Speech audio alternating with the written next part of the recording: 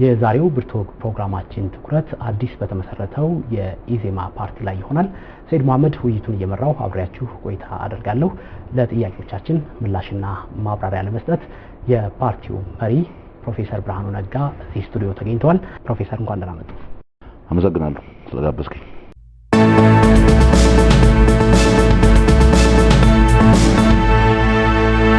ኢዜማ ምህጻረ ቃሉ የፓርቲው ሙሉ ስያሜ የኢትዮጵያ ዜጎች ለማህበራዊ ፍትህ ፓርቲ የሚለውን አይጨርሰውምና መሀል ላይ ይቆማል። ሰዎች ለምንድን ነው እንደዛ የሆነው ብለው ይጠይቃሉ። ኢትዮጵያውያን ዜጎች ለማህበራዊ ፍትህ ኢትዮጵያን ሲቲዝንስ ፎር ሶሻል ጀስቲስ ፓርቲ መባል የለበትም።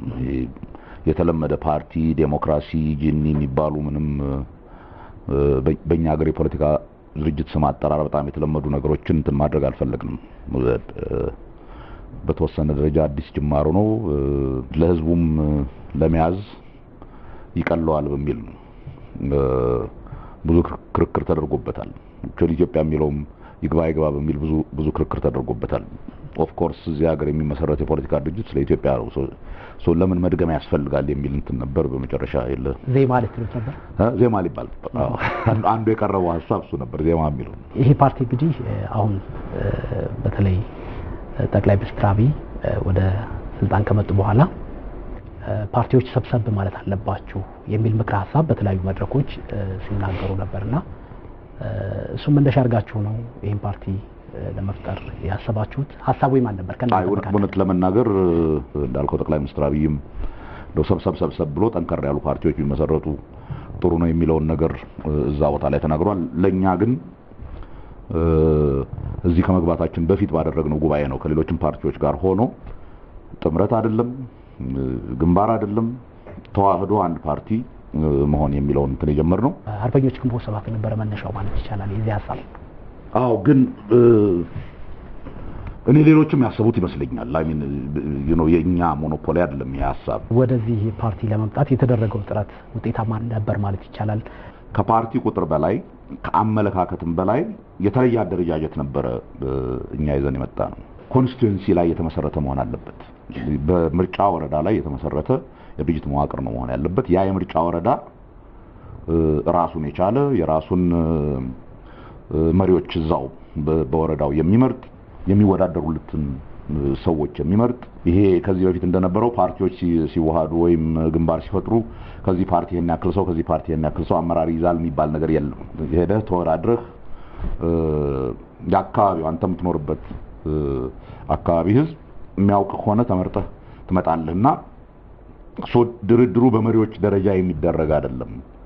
ውህደት የሚፈጸመው በወረዳ ደረጃ ነው። መጀመሪያ ወረዳው ውስጥ ነው በሙሉ እዛ ወረዳ ያሉ የፓርቲ አባሎች ተሰብስበው ተገናኝተው መሪዎቻቸውን የሚመርጡት። ከዛ በኋላ ነው ወደ ጉባኤ ተመጥቶ ሀገራዊ ድርጅቱን የሚያቋቁሙ።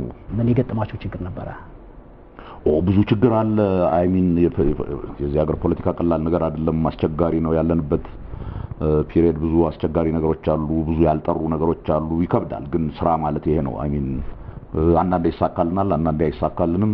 መሄድ ቀላል ስራ አይደለም። እነኚህ ሰዎች ሀገር ከገቡ በኋላ ዝም ብለዋል፣ በየጊዜው መግለጫ አይሰጡም ምናምን የሚሉን ሰዎችን ስንነገር የነበረው ይሄንን ነው። አሁን እኮ ስራው ማደራጀት ነው። ጭቃ መወራወር ብዛም አይጠቅምምና እስኪ ስራችንን እንስራ ብለን ድምጻችንን አጥፍተን ነው ለብዙ ጊዜ ሰራን። ሙሉ ለሙሉ ዝም ብለን ባይሆን መንግስት በመልኩ አግዟቸዋል ማለት ይቻላል እስካሁን በነበረው ሂደት። በምን ማለት ነው? ምንም ያገዘን ነገር የለም። መንግስት ምን ያገዘናል? ያው የሚገጥሟቸውን ችግሮች ከመፍታት አንፃር ተባባሪ ሆነው በዛ ደረጃ እኛ ሁሌ የምንለው ነገር አለ። በዚህ የለውጡን ሂደት የሚመሩ ሰዎች አሉ ከላይ ያሉ።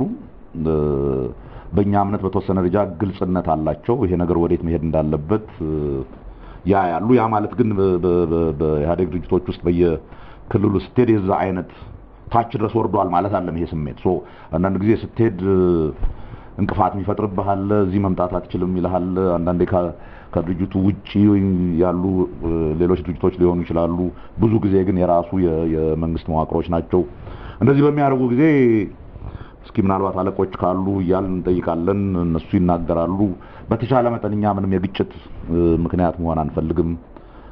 በቂ የግጭት ምክንያቶች አሉ እዚህ ሀገር እና እኛ ተጨማሪ ግጭት እንዲፈጠር አንፈልግም እና ብዙ ጊዜ ሲያስቸግሩ ዝም ብለን ነው ትተንላቸው ምን ሄደው ከዛ በኋላ ግን ሪፖርት እናደርጋለን እንደዚህ እየተደረገ ነው እዛ አካባቢያችሁ ለውጥ ትላላችሁ በዚህ መልኩ እንሄዳለን ትላላችሁ ግን ግራውንድ ላይ የሚሆነው ይሄ አይደለም ይያል ነግራለን ይፈታል አንዳንዱ ያስቸግራል አንዳንዱ ይፈታል እንደዛ ያያል ምን ሄድበት ኢዜማ አሁን አዲስ ፓርቲ ነው ማለት ይቻላል ወይስ ሌሎች ፓርቲዎች ከስመው የተፈጠረ ፓርቲ ነው ነው አዲስ ፓርቲ ነው እንዳልኩ እኮ ነው በድሮ ስትራክቸር ላይ አይደለም የተፈጠረው ገና በአዲስ ደረጃ ከታች ጀምሮ እንዳልኩ በወረዳ ተደራጅቶ የመጣ ፓርቲ ምናልባት በኢትዮጵያ ታሪክ ለመጀመሪያ ጊዜ ነው ከታች ወደ ላይ የተሰራ ፓርቲ ሲፈጠር መነሻ ያደርገው 7 ፓርቲዎች በአንድነት የመሰረቱት ፓርቲ ነው ተብሏልና እነዛ ፓርቲዎች ህልውናቸውን አጥተው ወደዚህ አዲስ ፓርቲ መጥተዋል ነው እዚህ ላይ ትንሽ የሚነሱ ጥያቄዎችም ስላሉ ነው ለምሳሌ የኢዴፓን ብንመለከት ኢዴፓ ይሄ ፓርቲ ከስሟል ለማለት መጀመሪያ የጠቅላላ ጉባኤ ወስኖ ከዛ በኋላ ነው መኬድ የነበረበትና ህጋዊ ሂደቱን አልጠበቀም የሚል ጥያቄ ይነሳል ፓርቲዎች ራሳቸውን ለማክሰም የሄዱበት ሂደት ምን አይነት ነው በዝርዝር አናውቅም ሁሌም ግን የምንለው ምን መሰረተው ፓርቲ አዲስ ፓርቲ ነው ሌላ ፓርቲ ውስጥ ሆኖ እንደገና እዚህኛው ፓርቲ ውስጥ መሆን አይቻልም ሶ ወደዚህ ፓርቲ የሚገቡ አካሎች ሁሉም በፊት የነበራቸውን ፓርቲ እንትን አድርገው እንደ አዲስ ነው የሚመጡት ፓርቲውን ነው የሚያከስቡት ወይስ ራሳቸው ናቸው ከፓርቲው ወጥተው የሚመጡት ወደዚህ ኖ ፓርቲውንም ኦፊሻሊ እንትን ማድረግ አለባቸው ኦፊሻሊ ማክሰም አለባቸው ይሄንን ለማድረግ የምርጫ ቦርድ ፓርቲዎች ራሳቸው እንዴት ያከስማሉ የሚል የራሱ ፕሮሲጀር አለው በዛ ፕሮሲጀር መሰረት እየሄዱ ነው በሂደት ላይ ያሉ ነው አሁን ለምሳሌ የኢዴፓን ጎላ ብሎ ስለተነስቶ ስለነበር ነው እሱ በጥያቄ መልክ ምርጫ ቦርድ ገና ውሳኔ ያልሰጠበትና በሂደት ላይ ያለ ጉዳይ ሆኖ ያለ ነው ከስመዋል ተብሎ ይሄ ፓርቲ ተመሰረተው በሚል ነው ቅሬታ የሚነሳው እኔ እንደዚህ አይነት ትናንሽ ክርክር ውስጥ በፍጹም መግባት አልፈልግም ልነግርህ የምችለው ግን በጉባኤ መፍረስ ካለባቸው ፓርቲዎች ጉባኤያቸውን ጠርተው አክስም በጋራ ተስማምተዋል ከዛ በኋላ ያለው ፕሮሲጀር ከምርጫ ቦርድ ጋር ያለው ስንት ጊዜ ይፈጃል ምን ያደርጋል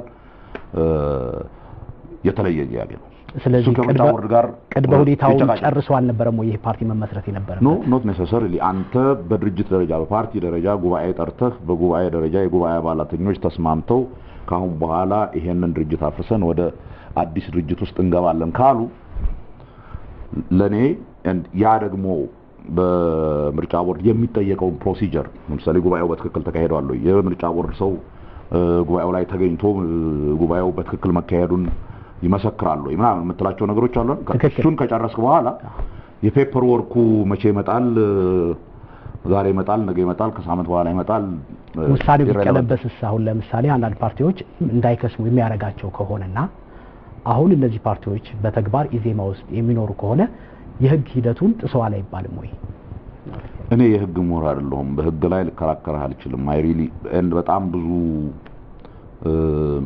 እሱን ዛሬ ውሳኔ ባልሰጠበት አሁን እነዚህ ፓርቲዎች ኢዜማ ውስጥ ገብተው ሌሎች ፓርቲዎችን በፊት የነበሩትን ፓርቲዎች አክስመን ኢዜማን መስርተናል ማለት ይችላል ወይ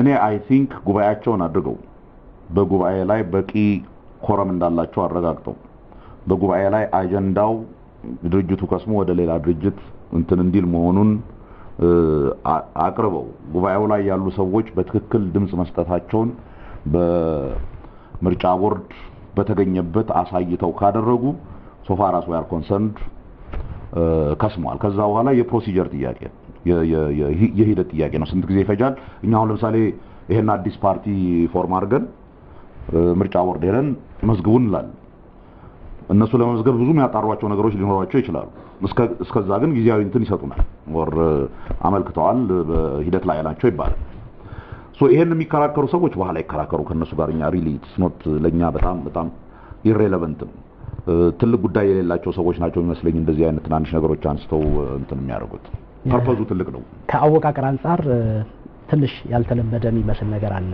ሌሎች ስራ አስፈጻሚ መደቦች ያው የተለመዱና የሚታወቁ ናቸው መሪ የሚላል ለብቻ እንደገና ሊቀመንበር የሚላል በሁለቱ መካከል ያለው ልዩነት ምንድነው አላማቸው እሱ ጥሩ ጥያቄ ነው ይሄ በተለምዶ የሚለው ከተወክልኝ እሱ እንደ ጥያቄ ጥሩ ጥያቄ እኛ ሀገር የተለመደው ፓርቲና መንግስት አንድ ነው አንዱ ትልቁ እውነተኛ ዴሞክራሲያዊ ስርዓት እንዳይፈጠር ምክንያት የሆነው ፓርቲ ይሄ ቫንጋርድ ፓርቲ የሚባለው ይሄ መሪ ፓርቲ የሚባል አለ።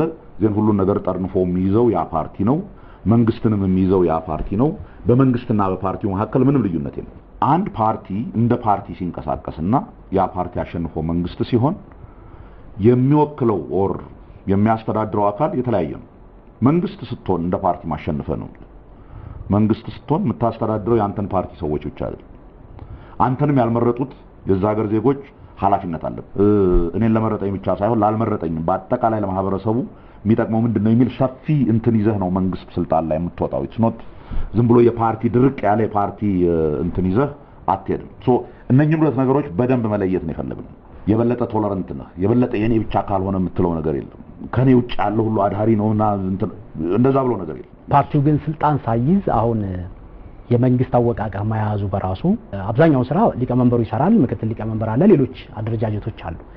መሪ ተብሎ አሁን በርሶ ደረጃና ምክትል አለዎት የፓርቲው መሪ፣ የእናንተ የስራ ድርሻ ከሊቀመንበሩ መንግስት ሆናችሁ እስከምትመረጡ ድረስ ምንድነው የሚሆነው? በዚህ በመሪ ስትራክቸር ውስጥ ያለው እንትን በሙሉ የመንግስት ጉዳዮችን የሚከታተለው የመንግስት ፖሊሲዎችን መተቸት ባይመረጥም የመንግስት ፖሊሲዎችን አማራጭ ማቅረብ ኦንጎይንግ ይሆን። የመንግስት ፖሊሲ አንድ የምርጫ ጊዜ የምታወጣው ብቻ አይደለም። በየጊዜው የሚወጡ ህጎች አሉ። እነኛ ህጎች ላይ ሄደህ የለም በዚህ ቢሆን ይሻላል ብለህ የምትከራከረው የዛ ፓርቲ የፓርላማ ሰዎች ናቸው። ሶ ምንድነው ያደረግነው? ወደ መንግስት ውድድር የሚገቡት በዚህ ከመንግስት ጋር በተያያዘ ስትራክቸር ውስጥ ነው ያሉት። የፓርላማ ተመራጭ መሆን አለብህ። የፓርቲው መሪ ለመሆንና ምክትል መሪ ኖት ኦንሊ ዳት የወረዳው ታች ድረስ ይወርዳል ስትራክቸሩ። የወረዳው የፓርቲ መሪ ለወረዳው አስተዳደር የሚወዳደረው ሲወዳደር ባይመረጥስ? እሱ ነው ጥሩ ጥያቄ። አየህ ዜን ባይመረጥ በፓርላማ ደረጃ ይሄ ቲዩ ካቢኔ የሚባል ነገር አለ። አሁን ለምሳሌ የእንግሊዝ የፓርላማ አሰራር ካየህ የሌበር ፓርቲው ተቃዋሚ ፓርቲ ጀርሚ ኮርብን የሌበር ፓርቲው መሪ ነው። እንደ ሌበር ፓርቲው መሪ የፓርላማው ተመራጮች መሪ እሱ ነው። ቲዩ ጠቅላይ ሚኒስትር ነው ሞር ኦር ሌስ። ጠቅላይ ሚኒስትሩ አንድ ነገር ስትናገር ለሷ መልስ የሚሰጠው እሱ ነው። የምትማርበትም ነው። ተቃዋሚም ሆነህ የምትማርበትም ነው።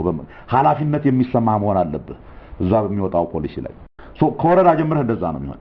የሚገርም ግን ኢንትረስቲንግ ይሆን አሁን ብዙ ሰው እንትን የማያየው እኛ አሁን የተመረጥነው ጊዜያዊ ተብለን ጊዜያዊ ፓርቲ መሪና ጊዜያዊ ፓርቲ ምክትል መሪ ፓርቲው ህጋዊ እስከሚሆነው ኖ አይደለም።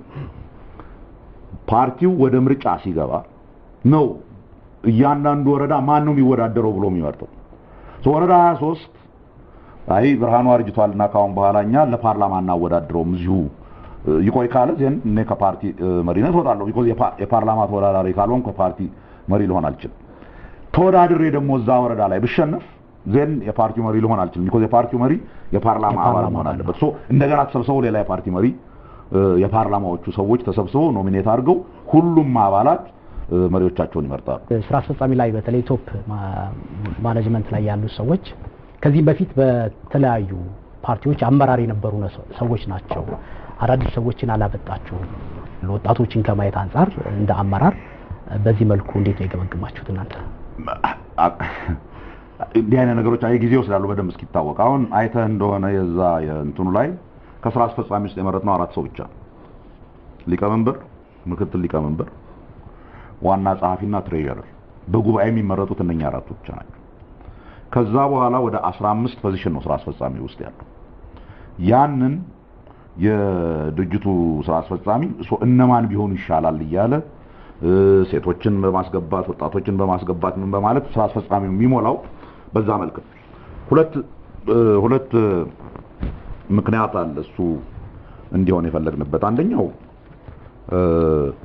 እንደ ቲም እንዲሰራ ዝም ብለህ በጉባኤ ብትመርጥና እንደ ቲም አብሮ መስራት የማይችሉ ሰዎች ካደረክ ዘን ቦታው የመንቆራቆሻና ስራ የመስራት እንዳይሆን ያደርገዋል። ስለዚህ ሊቀመንበሩ ምክትል ሊቀመንበሩና እነኚህ ቲም የራሳቸው ቲም ሊኖራቸው ይገባል። በየጊዜው የሚሞሉ አሉ። ግን አሁን ወደ 7 ነው 8 ቦታዎች ሞልተናል እና ታያለህ ብዙ ሴቶች ብዙ ወጣቶች እንደሚኖሩ ታያለህ ያኔ።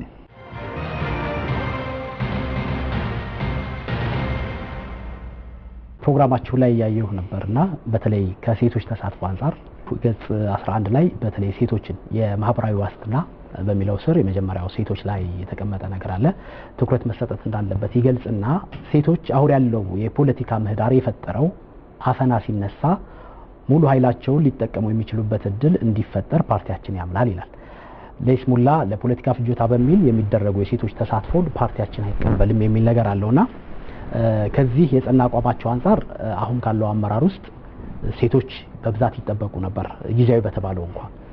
ሌላው አሁን ኢትዮጵያ ውስጥ ያለውን በተለይ የሴቶች ተሳትፎ ዶክተር አብይ አህመድ ወደ ስልጣን ከመጡ በኋላ ካቢኔያቸውን ሲያዋቅሩ በመልካም ጎኑ ሲነሳ ነበር። ይሄ እንዴት ነው የምታዩት? አሁን ለሴቶች ምቹ የሆነ ነገር የለም ብላችሁ ታምናላችሁ ኢትዮጵያ ውስጥ?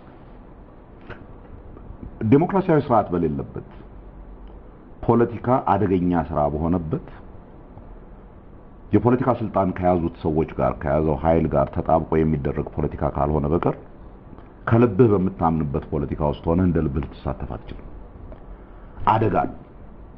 የኢትዮጵያ ፖለቲካ እኮ አንዱ ችግሩ ፖለቲካ ውስጥ የሚገባው ሰው የተለየ አመለካከት መኖር ብቻ አይደለም፣ ደፋር መሆን አለበት፣ የማይፈራ መሆን አለበት። ቢኮዝ ፖለቲካ ሰዓት ሊያስገድልህ ይችላል፣ ሊያሰድድህ ይችላል፣ ምን ሊልህ ይችላልና ብዙ ጊዜ ሴት እህቶቻችን የቤተሰብም ኃላፊነት ምንም ስላለ እንደዛ አይነት ሃይ ሪስክ የሆነ እንትኑስ መግባት ላይፈልጉ ይችላል። ያ ሲግኒፊካንትሊ የሴቶችን ተሳትፎ ይጎዳዋል ብለን እናስባለን። ሶ የተመቻቸ የፖለቲካ ሁኔታ የምንለው እንደዚህ ፖለቲካ የማያስፈራ የሆነበት ሰው በአመለካከቱ ፖለቲካ ውስጥ የሚገባበት ፈልጎ የሚገባበት መብት የተከበረበት የፖለቲካ ሁኔታ ሲፈጠር ሴቶች፣ ባለሙያዎች፣ አዋቂዎች ለህብረተሰብ በደንብ ሊሰሩ የሚችሉ ሰዎች ወደፊት ይመጣሉ። ያን ጊዜ የህብረተሰቡ ግማሽ አካል የሆኑት ሴቶች በእኩል የሚሳተፉበት ሁኔታ መምጣቱ አይቀርም ብለን እናምናለን። ያ ማለት ግን ዶክተር አብይ ያደረገው እኩል ለማድረግ ያደረገው መጥፎ ነው ማለት አይደለም። that's not በመርህ ደረጃ ግን መሆን ያለበት ችሎታው ብቃቱ ያላቸው ሰዎች ወደፊት የሚመጡበትን ሁኔታ ማመቻቸት ነው። ይሄን በፖሊሲ ካስቀመጣችሁትና እዚህ በማኒፌስቶአችሁ ወይ በፕሮግራማችሁ ከተቀመጠ ይሄን የሚያሳየው ወቃቀር ስብጥር ያለው ነገር ይዛችሁ ለምን አልመጣችሁ? ከመነሻው እሱ ነው ያደረግን እኮ ነው ማለት ነው። ለምሳሌ ጉባኤ ላይ ለመምጣት 6% ነው። አሁን ለምሳሌ ከስራ አስፈጻሚ ውስጥ የሴቶች ቁጥር ምን ያህል ነው? መጀመሪያ ጉባኤ ላይ ለመምጣት እያንዳንዱ ወረዳ 3 ሰው መርጦ ነው የሚልከው። ሶስቱም ወንዶች ከሆኑ የግድ አንድ ሴት ከጨመረ አራተኛ ሰው መላክ ይችላል። አንድ አካል ጉዳተኛ ያለ ከጨመረ አምስተኛ ሰው መላክ ይችላል። ሶ እያንዳንዱ ወረዳ ኢንሴንቲቭ ነው የሰጠነው። ሞር እንድትወከል ከፈለክ ሴት ጨምር፣ ሞር እንድትወከል ከፈለክ አካል ጉዳተኞችን ጨምር። ቢኮዝ እነኚህ የህብረተሰባችን አካሎች ናቸው፣ በፖለቲካ ውይይት ውስጥ መግባት አለባቸው። ዛትስ ዋይ አሁን ጉባኤያችን ላይ ብዙ ሴቶች ነበሩ። ናው ከዛ ውድድር ላይ ስትገባ እንዳልኩ የተመረጡት 4 ፖዚሽኖች ናቸው። ብዙ ፖዚሽኖች አሉ። ይሄም ሆን ተብሎ ቢኮዝ ችሎታ ያላቸው ግን ማይታወቁ ከ312 የተለያየ ወረዳ ነው የመጣው። ሁሉም ሰው በደንብ ገና አይተዋወቅም። ይሄ መጀመሪያ ጉባኤ ነው። እሱም ችግር ሊኖር እንደሚችል ስላወቅን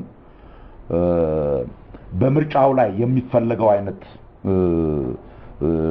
ጥሩ የተደበላለቀ የህብረተሰባችንን ክፍል የሚያመለክት ነገር እንዲኖር ባይቻል አትሊስት ከዛ በኋላ ያሉትን የዚህ የሥራ አስፈጻሚ ውስጥ የሚሰሩትን ሰዎች በዛ መልክ ማመቻቸት ይቻላል ተብሎ እኔ እስከማውቀው 3 ሴቶች አሉ አሁን ሥራ አስፈጻሚ ውስጥ። ከስንቱ ማለት ነው? ከ13 14 ከተለያዩ የአገሪቱ ክፍሎች ያሉበት ሥራ አስፈጻሚ ነው። በተወሰነ ደረጃ ስብጥሩ ምን ይመስላል? ኤግዛክትሊ አላውቀውም። ስለማንጠይቅ ዘርህ ምንድነው ብለን ኦር ከየት መጣህ ብለን ኦነስትሊ አላውቀውም። እዛ ውስጥ ያሉት ሰዎች ምንድነው ከየት ነው የመጡት ምናምን ቢለው ዝርዝሩን አላውቀውም። ግን በተቻለ መጠን ከዛ በኋላ በተለይ ከምርጫው በኋላ በሚደረገው እንትን በቂ እኩል ችሎታ እስካላቸው ድረስ ሁሉንም የህብረተሰብ ክፍል የሚመስል እንትን መሆን አለበት በሚል ነው እየሰራን ያለው። ኢዜማን የፈጠሩት አሁን ፓርቲዎች በተለይ በውስጥ ዲሞክራሲ የተወሰኑት ችግር ያለባቸው ነበሩና በተለይ ምርጫ 97 ሊካሄድ ሲል የተፈጠሩ ፓርቲዎች ነበሩ። በዚህ መልኩ ባይሆንም ማለት ነው ያው አደረጃጀታቸው ይለያያል። ነገር ግን አመጣጣቸው አሁንም የሚያመሳስለው የተወሰነ ነገር ስላለ ምን ለምሳሌ በፊቶቹ ነቀስተ ደመና ኢዴፓ የነበሩ ናቸው። አሁን በተመሳሳይ ግንቦት 7 ኢዴፓ አሉበት ሰማያዊ አለበት እና እነዚህ ፓርቲዎች ወደ አንድ ሲመጡ የውስጥ ዲሞክራሲ የነበረባቸው ከዚህ በፊት የነበረው ችግር አሁን እንዳይከሰት ምንድነው የተቀየሰ ስትራቴጂ ነገርኩ እኮ ገና መጀመሪያ ሲጀመር የምርጫው እሱ ዋስትና ይሆናል ወይ ነው አሁን ወረዳ አሁን ተመርጦ መምጣት ዋስትና ይሆናል አሁን ልንገር አሁን ሰማያዊ ውስጥ ያሉ ሰዎች ኖ ይሄ ነገር አልተመቸንም ወደ ሰማያዊ እንሂድ እንደገና ቢሉ ከዚህ በቅንጅት ጊዜ ተደረገው አይነት አንድ ያልተመቸው መሪ ወር ያልተመቸው እንትን ወጥቼ ነው ያኛውን ይዤ ሄዳለሁ ቢል አይችልም አሁን ቢኮዝ ፓርቲው እንትን በወረዳ ደረጃ ተደባልቋል የፓርቲ አባል የሚለው የለው ገባ አክቹሊ ጉባኤው ላይ እኮ ከመምጣታችን 2 ሳምንት ወይም 3 ሳምንት በፊት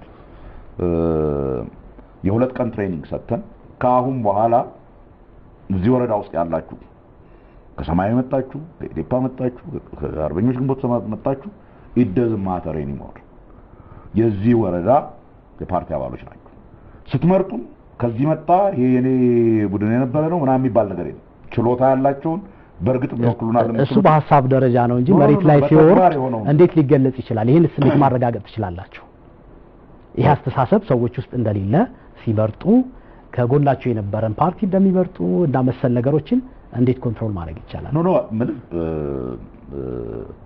ሁሉም ሰው ያንን የተሰጠውን ትሬኒንግ ሙሉ ኢንተርናላይዝ አድርጎ ባንድ ጊዜ እንትን ያደርጋል የሚል ቅዠት የለንም በሂደት የምትሄድበት ከምርጫ 97 በኋላ ወደ የራሳቸው የመሄድ እንደዛ አይነት ነገሮች ነበሩ አንድ ፓርቲ ነው ሄደው እሱ ግዴታ ያው የቁጥሩ ጉዳይ ተሰራው ማለት ነው ከዛ በኋላ ያኛው ነገር ላይገጥመው ይችላል ነገር ግን አሁን በውስጥ ዲሞክራሲ ደግሞ ሌሎች ፓርቲዎችን ብናይ ከአንድ ፓርቲ ወደ ሁለት የመሰንጠቅ አዝማሚያዎች ታይተዋል ያስ አይነት ሊኖር አይችልም ወይ እንዴት ነው እሱ እኮ ነው የፕሮሰሱን ንገረኝ ነው how does it happen አለመስማማት ሲፈጠር አንደኛው ትክክለኛው ኢዴፓ የኛው ነው ይላል ሌላኛው ደግሞ ትክክለኛው ኢዴፓ የኛው ነው ይላል ኢዜማንም እንደዛ ማድረግ ይቻላል እንዴት ነው ባይቻለው ነገርኩ እኮ እሱ ነው ዋስትናው ወረዳዎች ኮሚት ማድረግ አለበት ሁሉንም ወረዳዎች ሄደ ኮሚት ማድረግ አለበት 4 ሰዎችና 5 ሰዎችም እኮ ወጣው ትክክለኛው ይሄ ነው ብለው ምርጫ ቦርድ የሚከራከሩ አሉ ቻቾን ይዘው መሄድ ይችላሉ ኖ እሱን እኮ ማትችለው አሁን እኮ ፓርቲ መሪነን የሚሉት የተወሰኑ ሰዎች ተነስተው እኛንን ፓርቲው እነኛ አይደሉ ምናምን ሊሉ ይችላሉ ዋስትናችሁ መሰረት ወረዳው ከዛው ሶቶ ኢዴፓን እናውጣ ማን እናውጣ ቢል የሚወስደው ሰው የለም ቢኮዝ ያ ሁሉንም ደብልቆ በጋራ የዛ አካባቢ ሰው መርጦ ተሹሞ አይደለም መርጦ በፊት እኮ የኢዴፓ ተወዳዳሪዎች እነማን ናቸው የሚሉን የኢዴፓ መሪዎች ናቸው የሚወስኑት አሁን እንኳን አይወስንም ኢዜማ የተቋቋመበት ዋነኛ ዓላማ ምንድነው ምን ማለት ነው ዓላማው ምንድነው የፖለቲካ ድርጅት ነው እንደ ፖለቲካ ድርጅት አንድ ተመሳሳይ አመለካከት ያላቸውን ሰዎች አሰባስቡ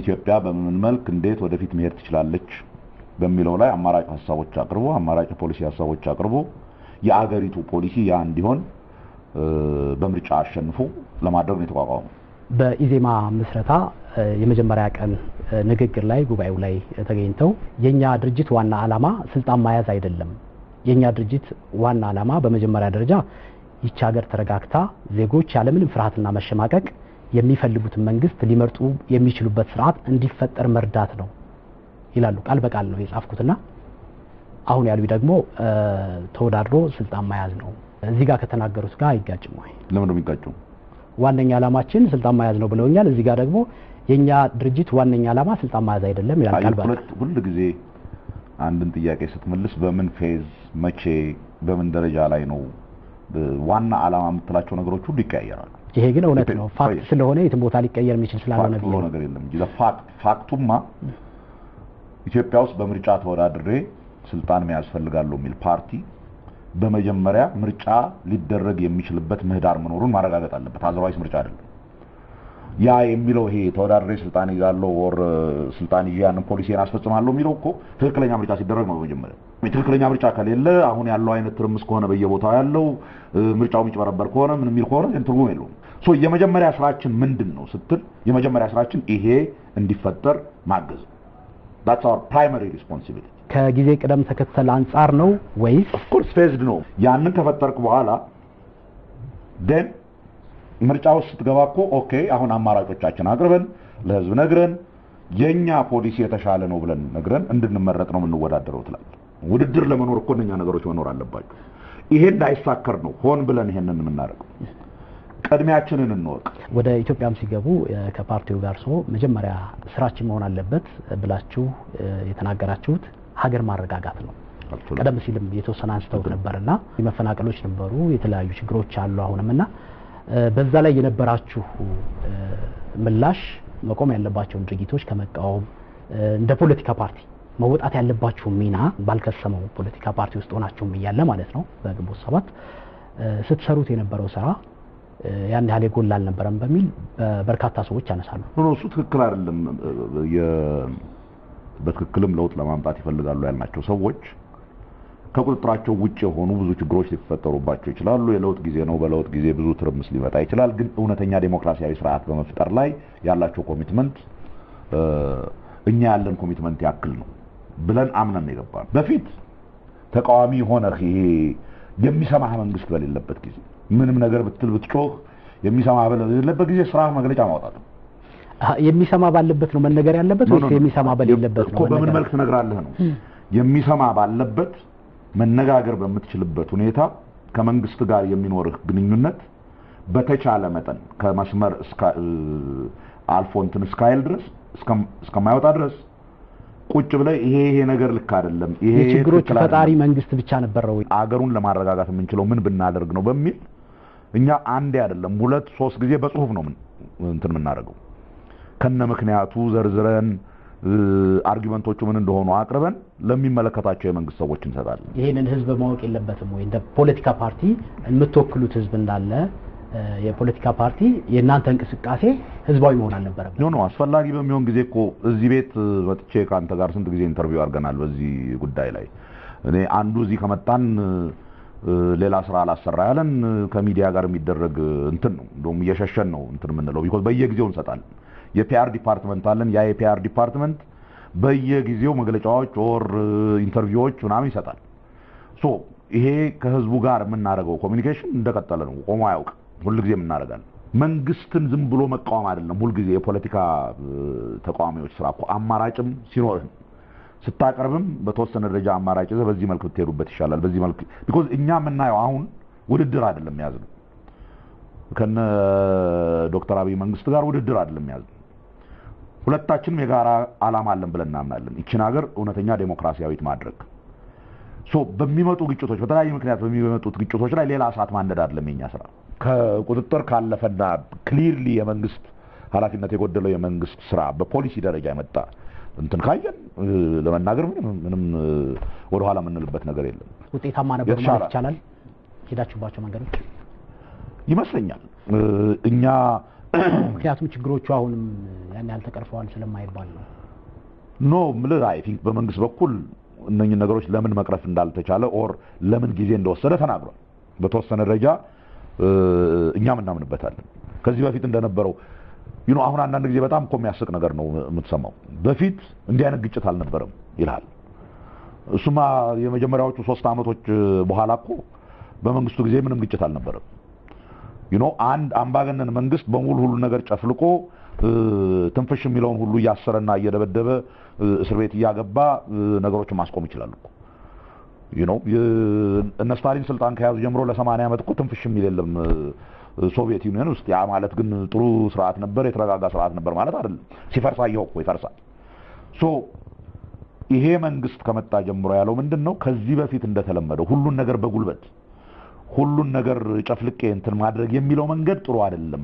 ነገሮች እየጨመሩ ሲሄዱ ዜን መንግስት ራሱ የለም ይሄ እስካሁን ታግሰናል፣ እስካሁን በዚህ መልክ ሄደናል፣ አሁን በአትሊስት አንዳንድ ሆን ብለው እንዲህ አይነት ግጭት ለመፍጠር በሚሞክሩት ላይ እርምጃ መውሰድ አለብናል። አይ ቲንክ ያ ትክክለኛ እርምጃ ነው ብለን እናምናለን። በተለይ እናንተ ሐሳብ ይዛችሁ ነው የመጣችሁትና እዚህም እዛም የሚታዩ ከመንግስት አወቃቀሩ ጀምሮ ያሉ ወይም ከህገ መንግስቱ ጀምሮ ያሉ በብሔር እየተደራጁ ብዙ ፓርቲዎች እየመጡ ነው። ብዙ አባላትን በዙሪያቸው በማንነት እያሰባሰቡ ነው። ስለዚህ ይሄ ፈተና እንዴት ለማለፍ ነው የተዘጋጃችሁትና? እኛ የምንለው እንደውም ከዚህ ከዜግነት ፖለቲካ ውጪ የተደራጁ ኃይሎችን በሐሳባችሁ የምትተማመኑ ከሆነ የምትሉት ህብረተሰብ እናንተ በምታነሱት ጥያቄ እናንተ ይገባሃል ብለህ በምትነግሩት ጥያቄ የሚያምን ከሆነ ዜን ዴሞክራሲ የምትፈሩበት ምንም ምክንያት የለም። ማንም ሰው አይገባብኝም ምናምን የምትለው ዩዥዋሊ የፍርሃት ነው። ሐሳብ ካለህ ምን ያስፈራሃል? ያን ህብረተሰብ ወክላለሁ የምትል ከሆነ ያ ህብረተሰብ በምርጫ ጊዜ እንትን ያደርገኛል ካልክ ሌሎች ሐሳቦች መጥተው ነገር ለዛ ህብረተሰብ ሁሉም ድርጅት ከየትም ይምጣ ከየትም የትም አካባቢ ሄዶ መቀስቀስ፣ ቢሮ መክፈት፣ ማደራጀት መቻል አለበት። ይሄን ሁሉ ካደረገና እነኛ ሐሳቦች ከቀረቡ በኋላ የቀረበውን የተወሰነውን የህዝብ ምርጫ ያለምንም እንትን እንቀበላለን። ይሄ የተሻለ ሐሳብ አለኝ። ህብረተሰቡ በኔ ስር ይደራጃል። ህብረተሰቡ ይሄ በአመለካከት ደረጃ ካለው ይልቅ በዘር ያለው ነገር ይቀርበዋልና እኔን ይመርጠኛል ካልጡ ሞክር ነው እንዴ። ግን በነጻነት ሞክር። የኔ የምትለውን ህብረተሰብ ራሱ ሌላ ሐሳብ እንዳይሰማ መከልከል ከጀመርክ ራስህ ቆሜበታለሁ የምትለው ነገር አታምንበትም ማለት ነው። ኦር ትፈራዋለህ ማለት ነው። ያ ህብረተሰብ እኔን አይከተል ይሆናል ብለህ ትፈራለህ ማለት ነው። ማኒፌስቶአችሁ ላይ ያየው ነበር ፕሮግራማችሁ ላይ የፕሬዚደንሻል ወይም ፕሬዚዳንት የሚመራት ሀገር መፍጠር ነው የምትፈልጉትና ያን ለማድረግ አሁን ያለው ፓርላመንታሪ አካሄድ ያግዛችኋል ወይ እስከ ምርጫ ለመድረስ የሚለውን እንዴት አርገህ ነው አሁን ካለው ስርዓት ወደ ሌላ የምትሄደው የሚለው ህገ መንግስቱን መቀየር ስትችል ነው። በአሁኑ ጊዜ ህገ መንግስቱን የመቀየር ጥያቄ አጀንዳው ላይ አይደለም። ኖት ነው። ሁላችንም ብዙዎቻችን እንስማማለን አሁን ያለው ህገ መንግስት በትክክል እንዳልሰራ። አሁን ያለው ህገ መንግስት ሰፊ የሆነ የህዝብ ተቀባይነት የሌለው እንደሆነ ወር ውይይት ያልተደረገበት እንደሆነ አንድ ድርጅት የራሱን አመለካከት ማህተም ያደረገበት እንደሆነ እኛ የምንለው ምንድነው አሁን ስለዛ ህገ መንግስት ውስጥ ስላሉ ጥያቄዎች አሁን ለመፍታት መሞከር በትክክል በህዝብ የተመረጠ እንኳን መንግስት የለንም። አሁን እኔን እንደ ዶክተር አብይ መንግስት የባላደራ መንግስት ነው ለኔ።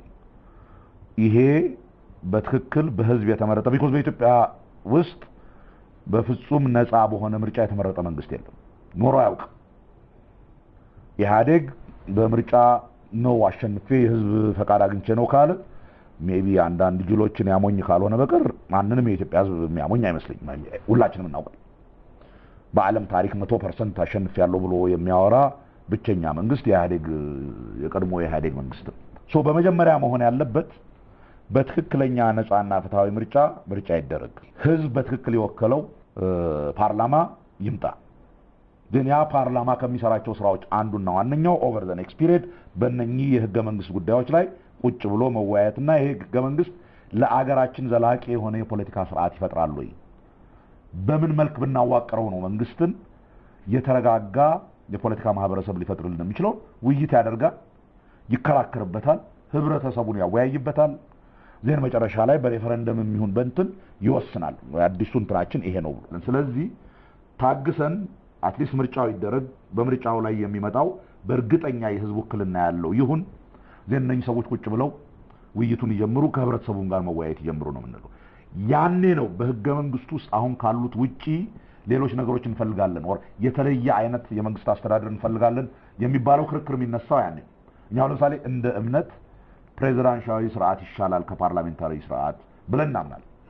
ናው ይሄን የምንልበት በሁለት ምክንያት፣ አንደኛ ግልጽ የሆነ የስልጣን ክፍፍል ስለሚኖረው በህግ አውጪው በህግ አስፈጻሚውና በዳኝነቱ አካል መካከል የፕሬዝዳንሻዊ ስርዓት ክሊር የሆነ ልዩነት ይፈጥራል። ፕሬዝዳንቱ በህዝብ የተመረጠ በቀጥታ የተመረጠ እንትን ነው፣ የኤግዚኪዩቲቭ ብራንቹን ረን ያደርጋል። ፓርላማው ወር ህግ አውጪው ህግ ማውጣት ስራው። ሁለተኛው በሁሉም የኢትዮጵያ ህዝብ አንድ ሰው አንድ ድምጽ የሚመረጥ አንድ ፕሬዝዳንት መኖሩ ሁሉንም የሚያምን ለሁሉም የሚያገለግል ከሆነ ብቻ ነው ያን ማድረግ የሚችለው። ማህበረሰቡን ማሰባሰብና ሁላችንም በጋራ የምናየው አንድ መሪ ሁላችንም የመረጥነው አንድ መሪ መኖሩ ህብረተሰቡን የበለጠ ለማገናኘት ይጠቅማል ብለን እናምናለን። በዚህ ምክንያት ፕሬዝዳንታዊ ስርዓት ይሻላል ብለን እናምናለን። ይሄንን እኛ ግን በጉልበት የምናመጣው ነገር አይደለም። ምርጫም የሚካሄድበት ጊዜ የሚቀጥለው አመት ነው። በእናንተ አተያይ እንደ ህዝብና ቤት ቆጠራው ምርጫው ይራዘም የሚል ነው ወይስ በሰዓቱ ይካሄድ የሚል ነው ሐሳባችሁ? ለምን የሚለው ነው ይመልስ። ከፊታችን የምናደርገው ምርጫ በምንም አይነት ነፃና ፍትሃዊ ካልሆነ መዘዙ በጣም በጣም በጣም መጥፎ ነው ብለን እናምናለን። አገሪቱን ወደ እውነተኛ የእርስ በርስ ጦርነት የሚከታት ነው ብለን እናምናለን። እውነተኛና ነፃ ምርጫ እናድርግ ካልን ደግሞ የሚያስፈልጉ ነገሮች አሉ። ተቋማት ያስፈልጋሉ። እንደ ምርጫ ቦርድ አይነት እንደ ህግ ስርዓቱ አይነት የሚሊተሪውና የሴኩሪቲ አፓራተሱ በፍጹም ከፖለቲካ እንትን ነፃ መሆን አይነት ይሄ ከዚህ በፊት በሁሉም ሀገሮች ምርጫ ሲሰረቅ የምናያቸው ነገሮች መሻሻል ይጠይቃል። ኦልሬዲ የተጀመሩ መዓት የህግ ማሻሻያ ስራዎች አሉ። አሁን ኮንሰንትሬት ማድረግ ያለብን እነኛን ነገሮች ሰርተን መጨረስ ላይ በጊዜ ከጨረስንና በዛ ጊዜ ማድረግ ከቻልን ምንም ችግር የለም። እነሱ ለመዘጋጃ ጊዜ እንዲያገኙ ነው ብለው ያስባሉ። ምንም ለኛ ያ ኮንሰርን አይደል። ለኛ የሚጠቅመው ስንት የበለጠ ድምጽ እናገኛለን ይሄ ምርጫ ቢራዘም ወር ቢያጥር በሚል ስሌት እዚህ ነገር ውስጥ አንገባም። ግምገማችሁ ግን ምንድነው? እንደው አይቻልም ብለን እናስባለን። በጣም ያጥራል ጊዜው። እነኚህ ተቋሞች ገና በደንብ እየተሰሩ አይደለም። አገሪቱ ውስጥ በደንብ መረጋጋት የለም። ምርጫ የሚቀጥለው አመት ከሆነ ኢዜማ ለዚህ ምርጫ አሁን ያሉ ህጋዊ ሂደቶችን አልፎ ስራዎችን ሰርቶ ለምርጫ መወዳደር ይችላል ማለት ይቻላል? እኔ እስኪ ስንት ፓርቲ ታውቃለህ? በአንድ አሁን በደረስንበት ሁኔታ 312 ወረዳ ከታች ጀምሮ ያደራጀ እዚህ በሰራንበት ሂደት በሚቀጥሉት 6 ወራት ከቀጠልን አይ ቲንክ ሀገሪቱ ውስጥ ያሉት ምርጫ ወረዳዎች ላይ በሙሉ መወዳደር የምንችልበት እንትን አለን ብለን እናምናለን። ዛሬ ላናሸንፍ እንችላለን። ዛሬ ካላሸነፍን ነገር ልናሸንፍ እንችላለን። ያ አይደለም ኢምፖርታንቱ ነገር አንድ ህዝብ የሚፈልገውን ሰው መርጦ እንዲመራው ያደርጋል። ሁለት በነጻነት ያለ ፍርሃት ያለ መሸማቀቅ መንግስት ያሰኛል ምን ያለኛል ሳይል በሰላም መኖር የሚችልበት እናንተም እንደ ጋዜጠኞች በነጻነት መስራት የምትችሉበት አገር እንዲኖር ማድረግ ነው። ይሄ ስደት ይሄ በፖለቲካ ምክንያት እየተባረረ የሚወጣውን እያጣን ያለውን የህዝባችንን ሀብት እንደገና መመለስ መቻል ነው። ያ ነው ትልቁ ጥያቄ። አገር መገንባት ማለት እሱ ነው። ከዛ በኋላ ነው ማን ያሸንፋል ምናምን የሚባል የውድድር ጥያቄ ትልቅ የሚሆነው። ማን ጠቅላይ ሚኒስትር ይሆናል ማን አይሆንም የሚለው is really secondary። አሁን እንደ ታሪክ ከገጠመን ይሄ እድል ጋር ስናስተያየው በዛ ትንሽ ነገር ላይ አበላሽተን አኮላሽተን በዛች ላይ የሚደረግ እንትን ላይ ካኮላሸነው በጣም የሚያሳፍር 2-3 እድሎች አግኝተንና መከን ነው ይሄንንም አምክነ ነው የምንሄደው። እንደ ሀገር ኢትዮጵያ አሁን ባለችበት ሁኔታ ምን ተስፋዎችና ምን ስጋቶች አሉ? ተስፋ አለን። ለመጀመሪያ ጊዜ ወደ እውነተኛ ዴሞክራሲያዊ ስርዓት ለመሄድ የሚያስችል ሂደት ጀምረናል። ዴሞክራሲያዊ ስርዓት መገንባት ግን ጨዋታ አይደለም። በጣም ብዙ እክሎች አሉ። ያን ስርዓት ማይፈልጉ ሰዎች አሉ። በየቦታው ግጭት የሚፈጥሩ ሌላ የሚያዞራቸው ምክንያት ያላቸው ሰዎች አሉ። ድሆች ነን። ብዙ ስራ አጥነት አለ። ይሄ ሁሉ ወጣቱን በተወሰነ ደረጃ ስሜቱን እንትን የሚያደርገው ነው።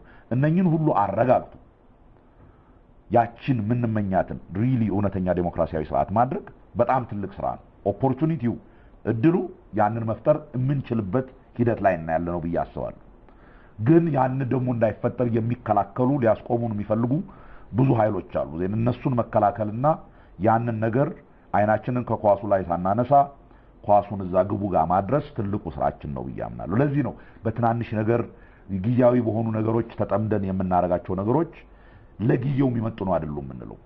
አሁን እንደ አገር ከፊታችን ያለብን ታሪካዊ ኃላፊነት ለዛ የሚመጥን ነገር ማድረግ አለብን። ያ ደግሞ ያ ታሪካዊ ኃላፊነት ይችን ሀገር ለመጀመሪያ ጊዜ በታሪኳ እውነተኛ ዴሞክራሲያዊት ሀገር ማድረግ ነው። ረጅም የሆነ የፖለቲካ ሂደት ውስጥ ነው አሁንም ያሉትና አሁን ያሉበት ኃይል ምን ይመስላል? ከመሰላቸት የመሳሰሉት ነገር አንፃር ምን ሁኔታ ላይ ነው? ይሄው ዛሬ ኢንተርቪው ስታደርገኝ ጉንፋን ይዞኛል። እንደዛም ሆኖ መጥቻለሁ። ምናልባት ባልመጣ ሳይሻል አይቀርም። ድምጼ ሁሉ እንትን ብሏል።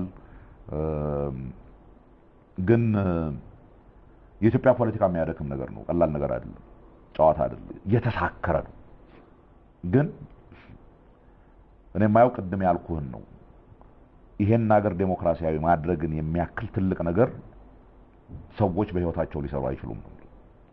ይሄን ማድረግ ከቻልን እየወደቅንም እየተነሳንም ደክሞንም ቢሆን እዛች ጋር ማድረስ ትልቅ ኃላፊነት ነው። ትልቅ ስራ ነው። ትልቅ አቺቭመንት ነው ብዬ አስባለሁ።